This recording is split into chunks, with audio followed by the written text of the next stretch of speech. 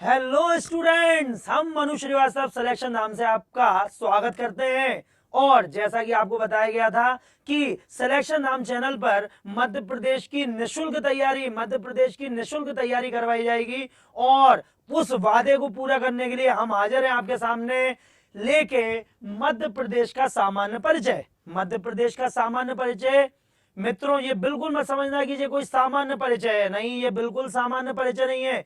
आज सामान्य परिचय में हम इतना कुछ कवर करने वाले हैं, इतने सारे टॉपिक कवर करने वाले हैं कि केवल इस क्लास को लेने के बाद आपको ये कॉन्फिडेंस आ जाएगा कि आने वाले 40 दिनों में हम मध्य प्रदेश की तैयारी बहुत अच्छे से कर लेंगे, बहुत बेहतरीन कर लेंगे। और वो वर्दी का जुनून जो हमने अपने दिल में पाल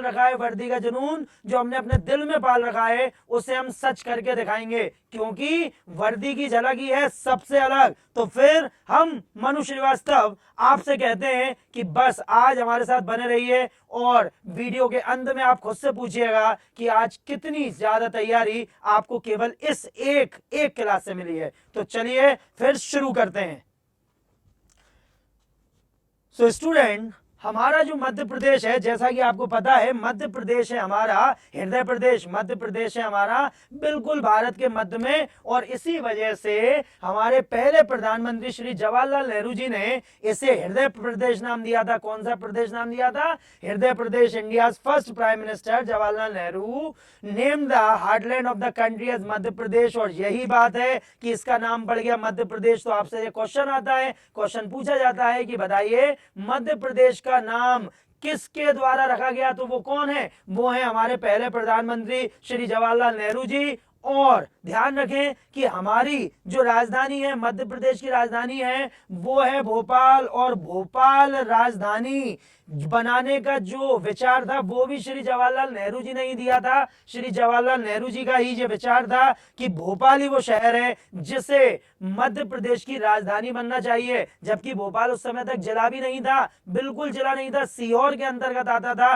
लेकिन फिर भी भोपाल को राजधानी बनाया गया, क्योंकि ये विचार किसने दिया था? श्री जवाहरलाल नेहरू जी ने दिया था। अब यहां से हम ध्यान रखेंगे, जवाहरलाल नेहरू जी ने एक काम और यहां पे किया था, एक नाम और दिया था, और ये था सागर को लेके। उन्होंने सागर को कहा था शिक्षा के क्षेत्र में मध्य प्रदेश का स्विट्जरलैंड। शिक्षा के क्षेत्र में क्या कहा था? मध्य प्रदेश का स्विट्जरलैंड कहा था। और ये क्वेश्चन बहुत इंपॉर्टेंट है, बहुत ज्यादा इंपॉर्टेंट है कि बताइए किसने मध्य प्रदेश के सागर को शिक्षा का स्विट्जरलैंड कहा था? या फिर जवाहरलाल नेहरू जी ने मध्य प्रदेश के किस शहर को शिक्षा का स्विट्जरलैंड कहा था? तो किसे कहा था? सागर को कहा था। सागर वही स्थान है यहाँ पे हमारा पहला विश्वविद्यालय और भारत मध्य प्रदेश का पहला केंद्रीय विश्वविद्यालय हरि सिंह गौर विश्वविद्यालय स्थापित है। और एजुकेशन के मामले में हरि सिंह गौर विश्वविद्यालय का नाम स्वर्णिम अक्षरों से लिखा जाता है, गोल्डन वर्ड से लिखा जाता है। तो यहाँ पे हम ध्यान रखेंगे कि इन्होंने सागर शहर को शैक्षिक मामलों में मध्य प्रदेश का स्विट्जरलैंड कहा था। अब बात आती है मध्य प्रदेश के फॉर्मेशन की, मध्य प्रदेश के गठन की। तो यहां पे हम ध्यान रखेंगे कि मध्य प्रदेश का गठन मध्य प्रांत, मध्य भारत और विंध्य प्रदेश को मिलाकर किया गया, क्योंकि हमने आपको बताया था फजल अली जी की अध्यक्षता में हमारे यहाँ राज्य आयोग का गठन किया गया था, पुनर्गठन आयोग का गठन किया गया था, और भाषा के आधार पर राज्य बनाए गए थे। और हिंदी भाषी राज्य के रूप में कौन सा प्रदेश बना? मध्य प्रदेश बना। तो यहाँ पे अपन ध्यान रखेंगे 1 नवंबर 1956 को मध्य प्रदेश का गठन किया गया। On 1 November 1956 Madhya Pradesh was form by merging Madhya Pradesh, Madhya Bharat and Vindhya Pradesh. तो यहाँ पे हम ध्यान रखेंगे इस बात का। उसके बाद पहले मुख्यमंत्री कौन हुए? तो भाई मुख्यमंत्री कौन हुए? तो ये हमारे रविशंकर शुक्ल जी थे। इनका जन्म सागर में हुआ था। रविशंकर शुक्ल वो व्यक्ति थे जो मध्य प्रदेश के पहले मुख्यमंत्री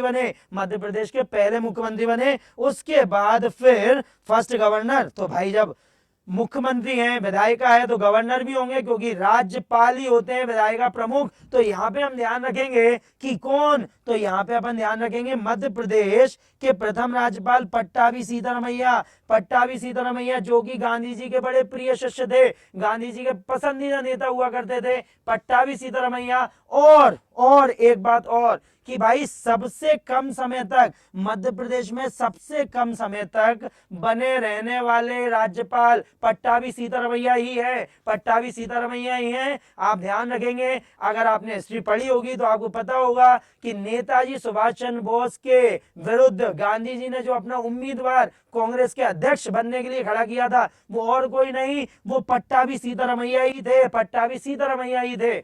और जेवीपी कमेटी जिसमें जवाहरलाल नेहरू जी और वल्लभ भाई पटेल और पट्टाभी सीतारमैया वो तीसरे व्यक्ति थे जो ये जांच कर रहे थे जेवीपी कमेटी में कि भारत में भाषा के आधार पर राज्य बनना चाहिए या नहीं बनना चाहिए। तो जेवीपी में भी पी जो है वो पट्टाभी सीतारमैया है, और पट्टाभी सीतारमैया ही वो व्यक्ति हैं जो मध्य प्रदेश के पहले राज्यपाल बने, और सबसे कम समय तक राज्यपाल बनने वाले व्यक्ति पट्टाभी सीतारमैया ही हैं। तो यहां पे हम इसका ध्यान रखेंगे। नेक्स्ट जो है वो है कि विधानसभा अध्यक्ष, अब क्योंकि भाई विधानसभा है, एमएलए हैं, और इसी वजह से विधानसभा अध्यक्ष भी होंगे। और ये ध्यान रखेंगे कि हमारे पहले विधानसभा अध्यक्ष जो थे वो थे कुंजीलाल जी दुबे जी, पंडित कुंजीलाल दुबे जी, ये हमारे पहले विधानसभा अध्यक्ष थे।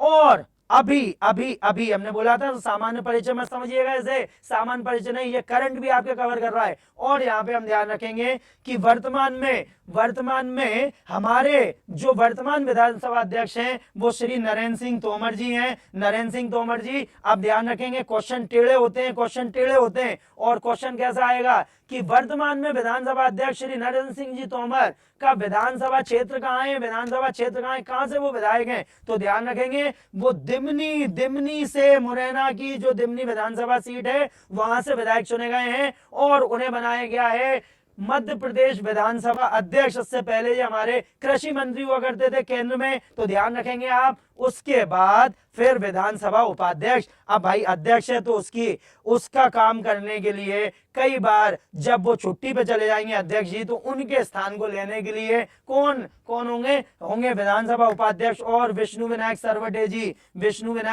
जी वो व्यक्ति हैं जो हमारे यहाँ के पहले उपाध्यक्ष बने, विधानसभा के क्या बने, उपाध्यक्ष बने। और वर्तमान उपाध्यक्ष अभी कोई भी नहीं है, तो ये ध्यान रखें, अभी कोई भी नहीं है। चलिए आगे बढ़ते हैं। फिर है यहां पे हम ध्यान रखेंगे कि उस समय विपक्ष के नेता, अब भाई जब पक्ष है, लोकतंत्र है, भारत विश्व का सबसे बड़ा लोकतंत्र है, और लोकतंत्र में अगर पक्ष है तो विपक्ष भी है। और विपक्ष के नेता कौन थे, विपक्ष के नेता थे श्री विश्वनाथ यादव राव तामसकर, है ना। तो leader of opposition Shri Vishwanath Yadav Rao Tamaskar, ये ध्यान रखेंगे। वर्तमान में फिर वही बात, करंट वर्तमान में कौन है, तो ये श्री उमंग सिगार जी हैं। उमंग सिगार जी जो हैं वो वर्तमान में नेता हैं, कहां के, हमारे विपक्ष के नेता हैं। और कहां से चुनाव जीते हैं, ये विधानसभा, ये कांग्रेस के हैं। और गंदवानी जो कि धार की विधानसभा सीट है, गंदवानी, वहां से चुनाव जीतकर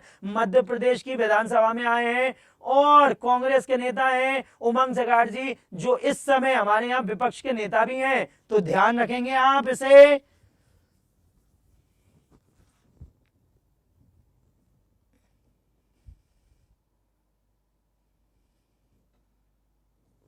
जी, ये मुस्कुराता हुआ चेहरा अगर आपको दिख गया है तो आप बिल्कुल समझ गए हैं, ये हमारे हैं मुख्यमंत्री जी। देखिए मुस्कुरा रहे हैं, और हम चाहते हैं ये ऐसे ही मुस्कुराते रहें। अगर ये ऐसे ही भर्ती निकालते रहें युवाओं के लिए, इतनी भर के भर्तियां निकालते रहें, तो हम चाहते हैं कि भाई ये ऐसे ही मुस्कुराते रहें। बस युवाओं का ध्यान रखें, हम लोगों को सरकारी नौकरी मिलती रहे, और हम लोग चाहते हैं ऐसे ही मुस्कुराते रहें, दीर्घायु बने रहें। लेकिन यहाँ पे करंट चीफ मिनिस्टर वो है हमारे मुख्यमंत्री मोहन यादव जी। 13 दिसंबर 2023 को ये मध्य प्रदेश के 33वें मुख्यमंत्री बने हैं दोस्तों, 33वें मुख्यमंत्री। और अगर व्यक्तिगत रूप से देखा जाए तो ये 19वें व्यक्ति हैं जो मुख्यमंत्री बने हैं। तो यहाँ पे हम ध्यान रखेंगे। अब क्योंकि ये मुख्यमंत्री है मतलब विधानसभा के सदस्य हैं, और विधानसभा के सदस्य हैं तो इनने कहां से चुनाव जीता है, तो ध्यान रखेंगे साउथ उज्जैन, दक्षिण उज्जैन से ये विधायक हैं, ये दक्षिण उज्जैन से विधायक हैं, ध्यान रखेंगे आप इन्हें।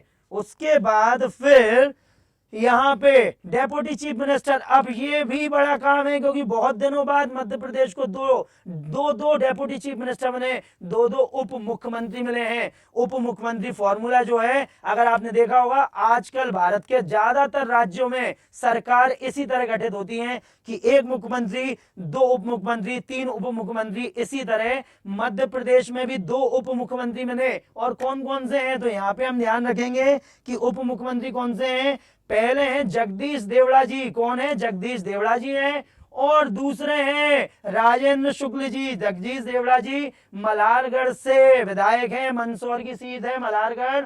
और राजेंद्र शुक्ला जी जो हैं वो हैं विधायक रीवा से। राजेंद्र शुक्ल जी जो हैं वो हैं कहां से? वो हैं रीवा से विधायक।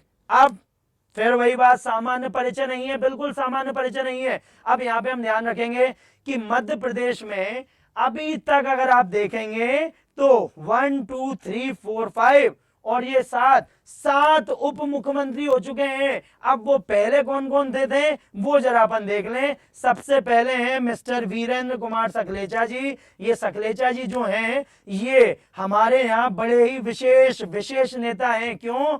क्योंकि ये उप मुख्यमंत्री भी रहे, ये मुख्यमंत्री भी बने हैं। क्या बने हैं? मुख्यमंत्री बने हैं। और ये विपक्ष के नेता भी रह चुके हैं। तो ऐसे नेता का नाम अगर आपसे पूछा जाए कि बताइए मध्य प्रदेश का वो कौन सा नेता है जो विधानसभा में विपक्ष का नेता रहा है, उप मुख्यमंत्री रहा है और फिर मुख्यमंत्री बना है, तो कौन होंगे? तो वो होंगे वीरेंद्र कुमार सकलेचा जी। उसके बाद अच्छा वीरेंद्र कुमार सकलेचा जी, अब जब भी कोई उप मुख्यमंत्री बनता है तो ध्यान रखेंगे अपन कि उनके मुख्यमंत्री का नाम भी पूछा जाता है। तो ये ध्यान रखें कि वीरेंद्र कुमार सकलेचा जी जो हैं ये मुख्यमंत्री श्री जीएन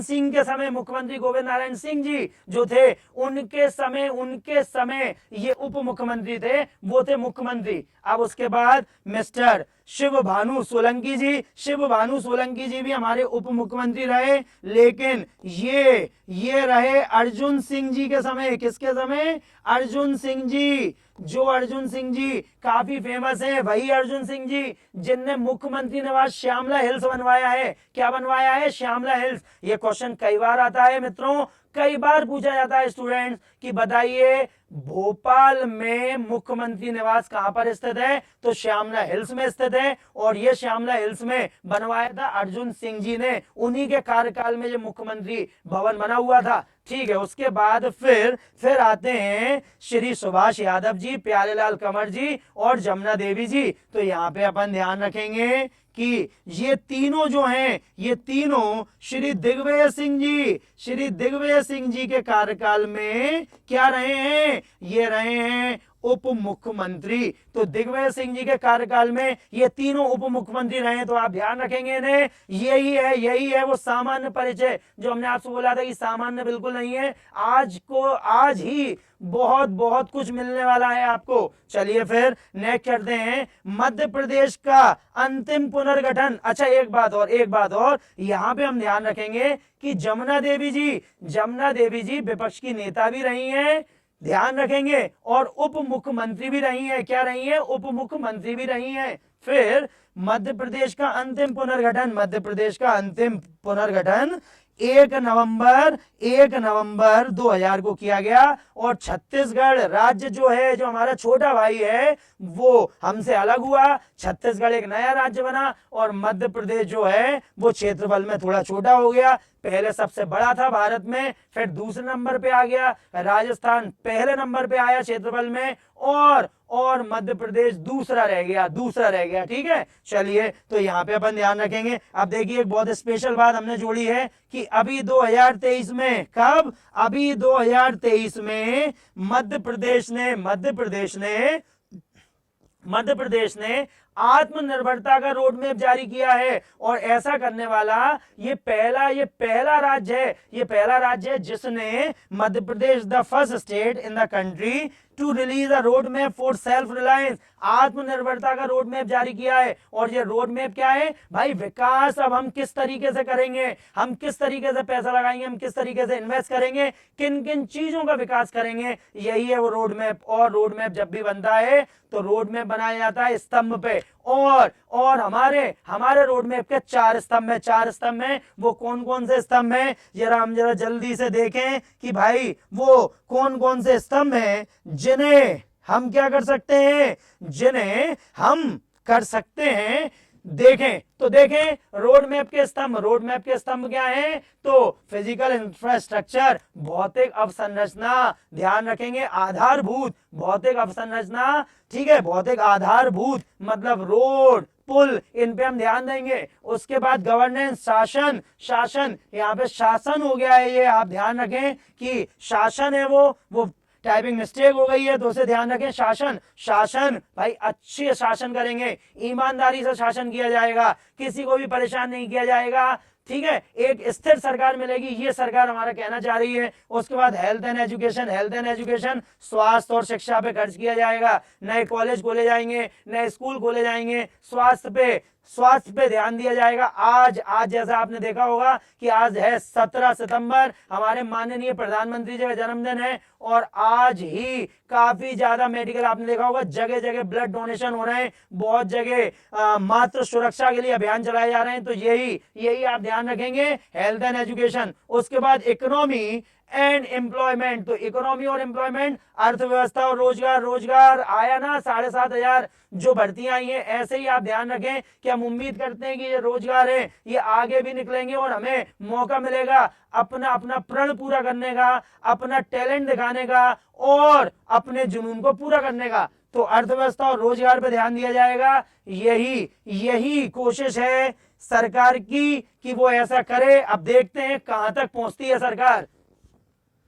फिर हम देखेंगे, ये है हमारे मध्य प्रदेश का नक्शा, और आप देख सकते हैं मध्य प्रदेश के नक्शे में जो आपको ये बोल्ड दिख रहे हैं, चंबल है, सागर है, रीवा है, शहडोल है, जबलपुर है, नर्मदापुरम है, इंदौर है, उज्जैन है, भोपाल है और ग्वालियर है। तो अगर हम इन्हें गिने तो 1 2 3 4 5 6 7 8 9 और 10। तो यहाँ पे अपन ध्यान रखेंगे 10 संभाग है मध्य प्रदेश में। कितने संभाग हैं? 10 संभाग हैं। इनके नाम आपसे पूछे जाते हैं और हम इन्हें याद कैसे रखें? तो आप ध्यान रखें, इन्हें याद करने का तरीका बहुत सरल है। ऐसी ट्रिक जो आप भूलने ही नहीं वाले हैं। कैसे? देखते हैं। यहाँ पे देखिए हमने आपके लिए कितनी बेहतरीन एक ट्रिक बनाई।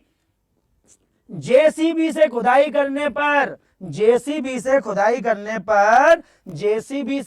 करने पर सोने की रिंग्स निकल आई। क्या निकल आई? सोने की रिंग्स। तो जेसीबी समझ रहे हैं? वही योगी आदित्यनाथ जी वाली जेसीबी, आजकल मध्य प्रदेश में भी काफी एक्टिव रहती है, वही जेसीबी। तो ध्यान रखेंगे कि जेसीबी से खुदाई करने पर रिंग्स निकली, और रिंग्स निकली तो रिंग्स थी सोने की और सोने की रिंग्स थी। तो फिर क्या करें? फिर सोचा चलो ट्रंप को जवाब दे आए, ट्रंप को बताएं कि तुम्हारे टैरिफ लगाने से कुछ नहीं होगा, हम भारतीयों के पास बहुत पैसा है और हम तुम्हारे टैरिफ से नहीं घबराएंगे। तो हम उसे जवाब देने कहां चले गए? यूएस चले गए और जेसीबी से खुदाई करने पर सोने की रिंग्स निकली तो हम यूएस चले गए। अब जेसीबी जबलपुर, चंबल, भोपाल, जेसीबी मतलब जबलपुर, चंबल, भोपाल। फिर रिंग्स रीवा, इंदौर, नर्मदापुरम, ग्वालियर, शहडोल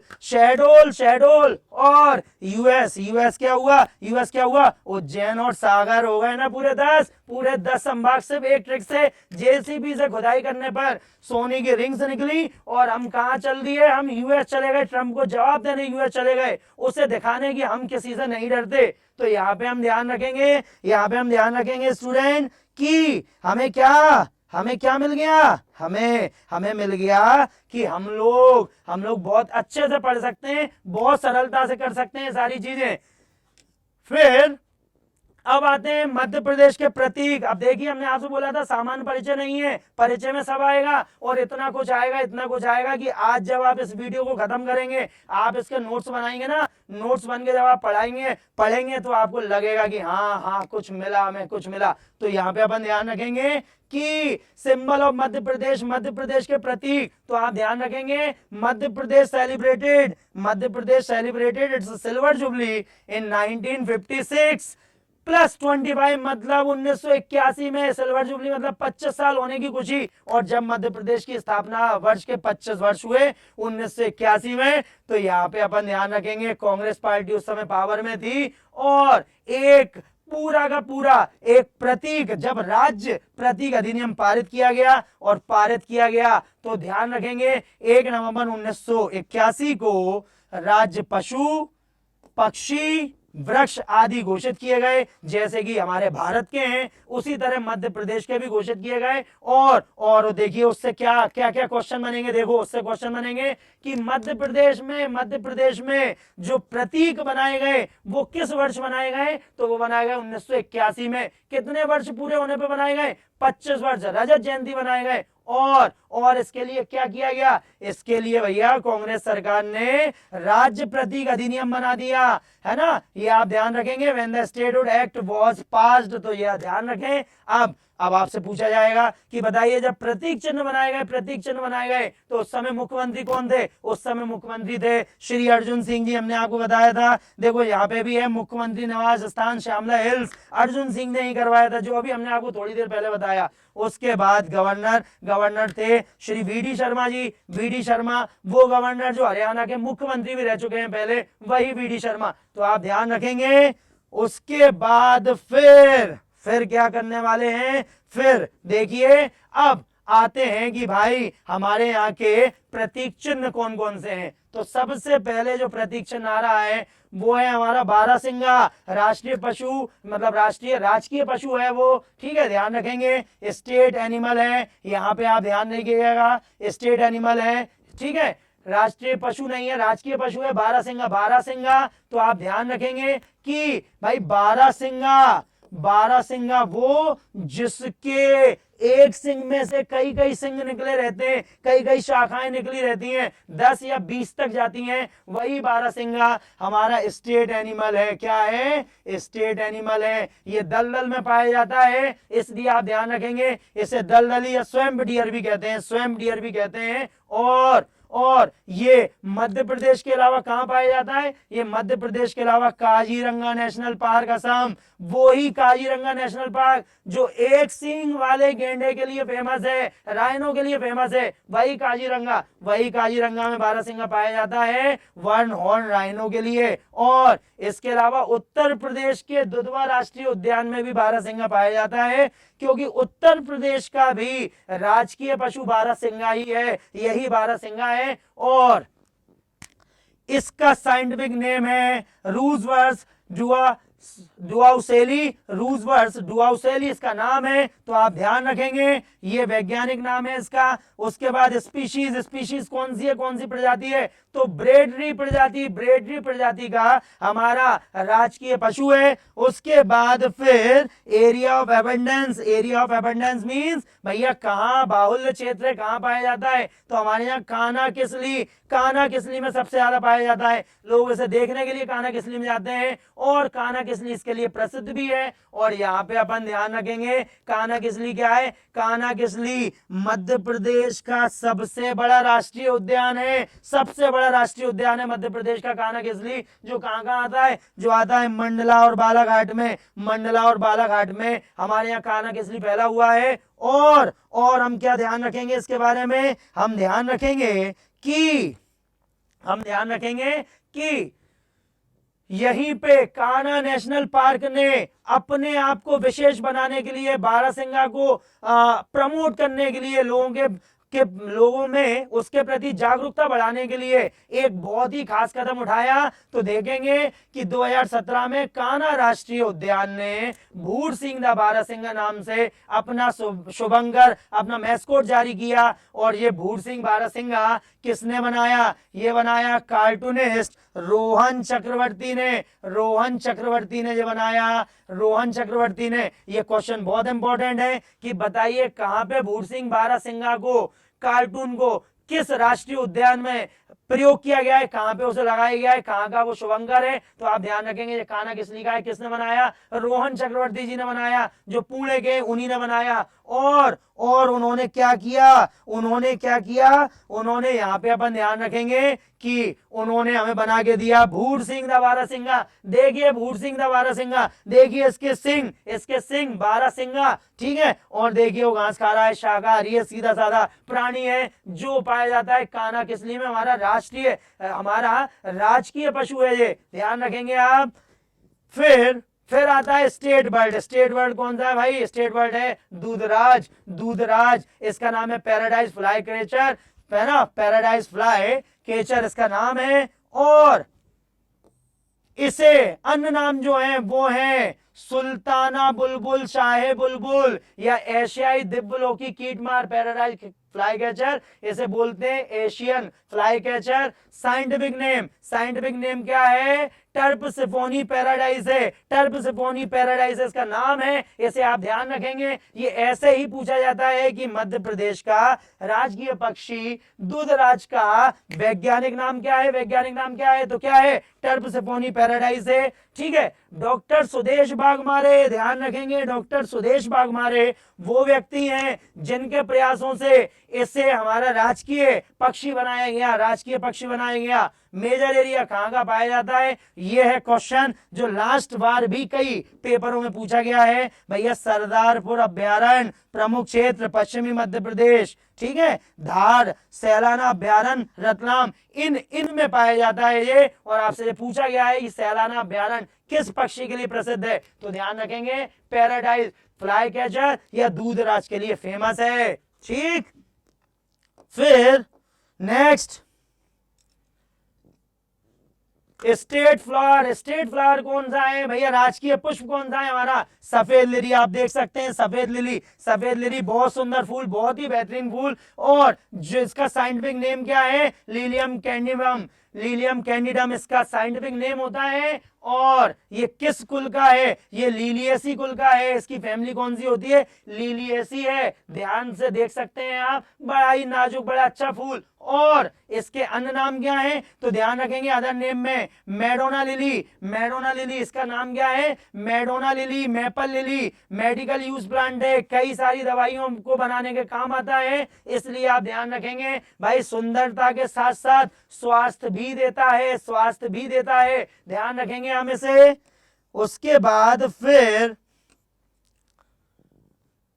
ये है हमारा एनिमल, ये है हमारा स्टेट फिश, ठीक है। महाशीर देखिए यहाँ पे क्या लिखा हुआ है? यहाँ पे लिखा हुआ है टाइगर ऑफ द रिवर। ये क्वेश्चन आ चुका है और हो सकता है आ भी जाए कि बताइए किसे नदी का शेर कहा जाता है? किसे नदी का शेर कहा जाता है? तो ये और कोई नहीं, किसे कहा जाता है नदी का शेर कहा जाता है महाशीर को। तो ये है हमारी स्टेट फिश महाशीर, राजकीय मछली है महाशीर। वैज्ञानिक नाम है टोर प्यूटिटोरा, ध्यान रखेंगे अपन, टोर प्यूटिटोरा इसका नाम है। और बाहुल्य क्षेत्र नर्मदा नदी, हमारे यहाँ की राजकीय नदी, हमारे यहाँ की जीवन रेखा नर्मदा नदी में ये पाया जाता है। नर्मदा नदी खरगोन और खंडवा में। इसे 2011 में घोषित किया था क्या? राजकीय मछली। तो ध्यान रखना ये 1981 नहीं, आगे भी किए गए। तो ये है हमारा 2011 का घोषित वर्ष में मछली, जो हमारी जो राजकीय मछली है उसे घोषित किया गया।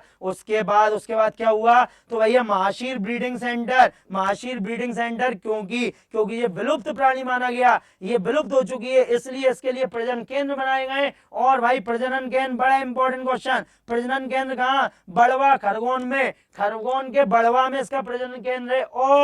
और इसके लिए यहां पे अपन ध्यान रखेंगे कि प्रजनन केंद्र कहां पे बनाया गया, खरगोन में बनाया गया है। उसके बाद 26 सितंबर 2011 में महाशीर मछली टोलटोर को राज्य में संरक्षण प्रदान किया गया है, अर्थात राजकीय मछली घोषित किया गया है। अब इसका कोई शिकार नहीं कर सकता, इसे कोई पकड़ नहीं सकता। उसके बाद फिर मध्य प्रदेश में नर्मदा तवा बेतवा में पाई जाती है। चंबल को रिजर्व सेंटर बनाया गया है, चंबल को रिजर्व सेंटर बनाया गया है, ये आप ध्यान रखेंगे।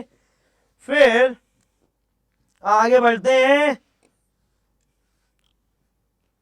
वर्ष 2012 में आईयूसीएन के द्वारा इसे विलुप्त घोषित किया गया। तो ध्यान रखेंगे जो विलुप्त हो चुकी है मछली उसे हमारा क्या बनाया गया, राजकीय मछली बनाई गई, जिससे हम उसकी केयर कर सकें, उसकी जाति बढ़ा सकें। ये अपने आप में एक चैलेंज का काम है जो मध्य प्रदेश सरकार ने स्वीकार किया। अब ध्यान रखेंगे महाशीर मछली संरक्षण केंद्र भोपाल, कहां पे, भोपाल में स्थापित किया गया है, भोपाल में स्थापित किया गया है। महाशीर मछली संरक्षण केंद्र, महाशीर फिश कंजर्वेशन सेंटर भोपाल में स्थापित किया गया है। उसके बाद फिर क्या आ रहा है, फिर ये है हमारा राजकीय वृक्ष जो 1981 में ही घोषित हुआ था, 1981 में घोषित हुआ। और इसका बॉटनिकल नाम क्या है भाई, फाइकस बेंगालेसिस, इसका नाम है फाइकस बेंगालेसिस, इसका नाम है। और स्पीशीज क्या है, फाइकस है, इसकी प्रजाति कौन सी है, फाइकस है।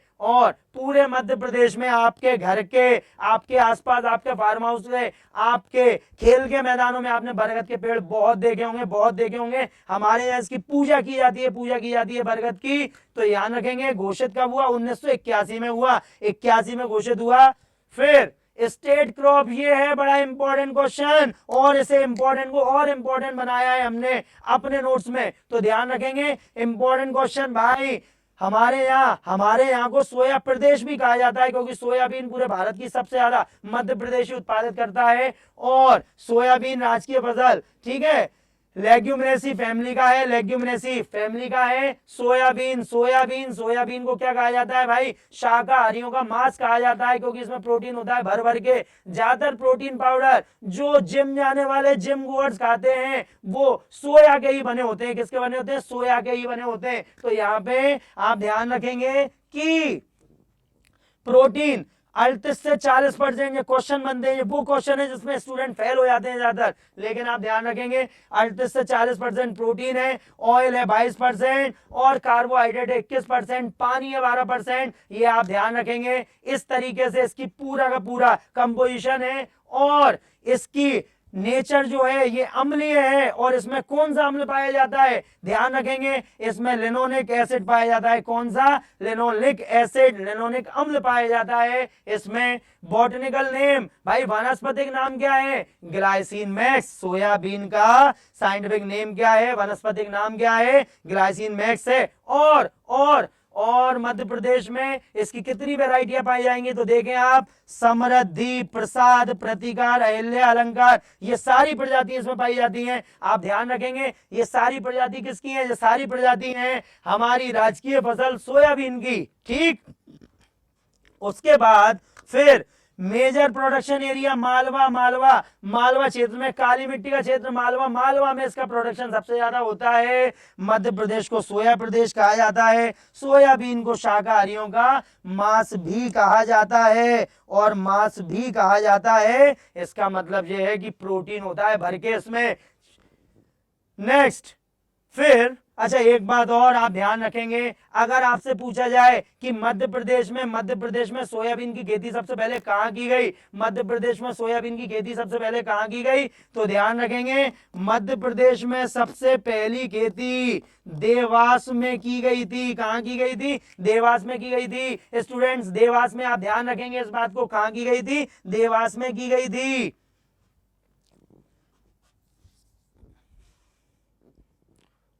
फिर स्टेट फ्रूट, स्टेट फ्रूट क्या है? स्टेट फ्रूट हम ध्यान रखेंगे राजकीय फल है आम, वानस्पतिक नाम है मैंगीफेरा इंडिका। मैंगीफेरा इंडिका जो आम, जो रसीला आम जो गर्मियों में आता है और हम मैंगो शेक से लेके आमों पे टूट पड़ते हैं, वही आम, वही मध्य प्रदेश में पाया जाता है। बाहुल क्षेत्र है पूरे मध्य प्रदेश में। प्रमुख आम की प्रजातियां ध्यान रखेंगे, नूरजहां, नूरजहां कौन सी प्रजाति है? नूरजहां है, याद रखेंगे। और सुंदरजहां जो रीवा में पाया जा रहा है, नूरजहां जो अलीराजपुर में पाया जाता है। इनके क्वेश्चन बहुत बनते हैं और हो सकता है आपको आगे भी बने, ध्यान रखेंगे आप इसे। उसके बाद मध्य प्रदेश में आम अनुसंधान केंद्र, आम अनुसंधान केंद्र मैंगो रिसर्च सेंटर गोविंदगढ़ में स्थित है, रीवा में, रीवा के गोविंदगढ़ में स्थित है, इसे आप ध्यान रखें, ठीक है। अब देखो वहां पे क्या दिया है, टाइयोनो टमेगो जापान की आम की प्रजाति है जो विश्व में सबसे ज्यादा महंगी भी बिकती है, सबसे ज्यादा महंगी बिकती है। और उसका जो उत्पादन है वो मध्य प्रदेश के जबलपुर में किया गया है। कहां पे शुरू किया गया है? जबलपुर में शुरू किया गया है।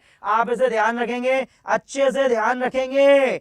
चलिए उसके बाद फिर क्या आ रहा है? फिर आ रहा है स्टेट एम्बलम। स्टेट एम्बलम क्या है? राजकीय चिन्ह है, राजकीय चिन्ह है हमारा। और राजकीय चिन्ह भाई क्या होता है? चिन्ह में राजकीय चिन्ह ये है हमारा मध्य प्रदेश, इसे आप देख सकते हैं मध्य प्रदेश।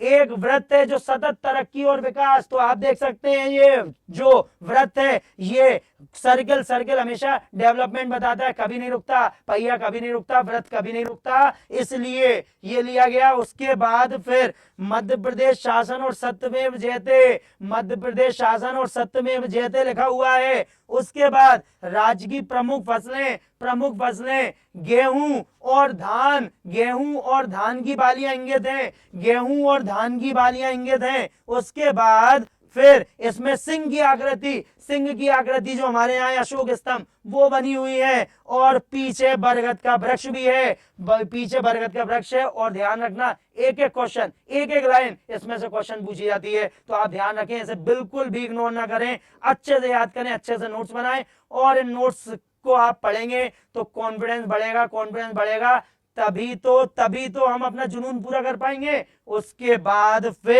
फिर क्या है? State sport. स्टेट स्पोर्ट क्या है? ये देख सकते हैं आप, ये है शारीरिक, शारीरिक बल का खेल जिसमें चाहिए पूरा फोकस, संतुलन, ताकत, हाथों में ताकत, शरीर, पूरे शरीर में ताकत। और इसका नाम है मलखंभ। देखो नाम ही क्या है? मलखंभ। इसे 9 अप्रैल 2013 को हमारा राजकीय खेल बनाया गया, मालवा क्षेत्र में खेला जाता है। मलखंभ एकेडमी, मलखंभ एकेडमी उज्जैन में है। कहां पे है? उज्जैन में है। कई एग्जाम में ये क्वेश्चन आया। प्रभाष जोशी सम्मान, प्रभाष जोशी सम्मान कहां दिया जाता है? प्रभाष जोशी सम्मान दिया जाता है किसमें? मलखंभ के क्षेत्र में ही दिया जाता है। 2020 में मलखंभ को राष्ट्रीय खेल पुरस्कार में शामिल कर लिया गया। कौन से में? राष्ट्रीय खेल पुरस्कार में शामिल हो गया मलखंभ हमारा। तो ध्यान रखेंगे आप, मलखंभ से ये क्वेश्चन पूछे जाएंगे आपसे। उसके बाद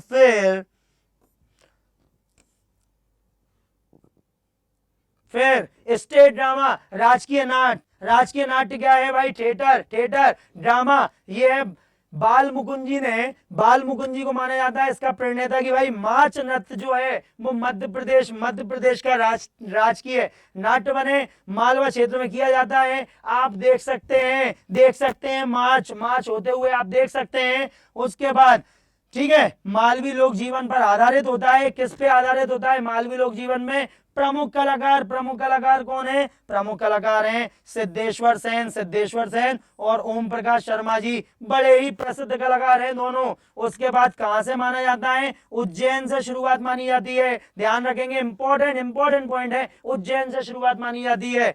प्रदेश ही नहीं, माच को मध्य प्रदेश से नहीं बल्कि राजस्थान के ख्याल नाट्य शैली से प्रेरित माना जाता है। ध्यान रखेंगे, राजस्थान में एक नाट्य शैली है ख्याल नाट्य शैली से प्रेरित माना जाता है। ये क्वेश्चन बनता है, ध्यान रखेंगे कि बताइए माच को किस लोक नाट्य से प्रेरित माना जाता है? तो किससे माना जाता है? ख्याल से माना जाता है। और किसने ये बोला? ये डॉक्टर रघुवीर सिंह के द्वारा कहा गया। डॉक्टर रघुवीर सिंह ने ही ये बोला था कि माच जो है वो ख्याल जैसा ही है। कैसा है? ख्याल जैसा ही है। तो आप इसे ध्यान रखें, ये ख्याल जैसा ही है।